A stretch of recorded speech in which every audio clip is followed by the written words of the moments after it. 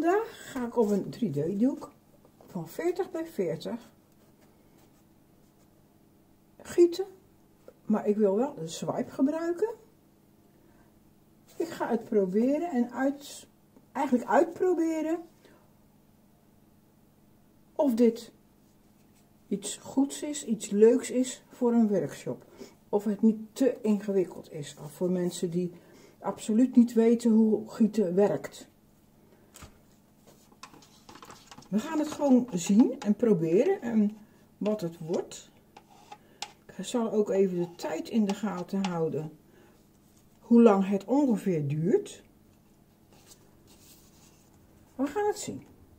We gaan eerst een laag vloedrol met wit aanbrengen op het doek.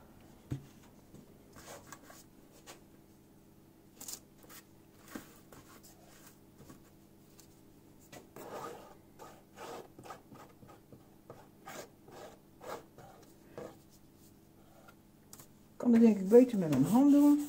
Dan gaat het iets makkelijker en iets sneller.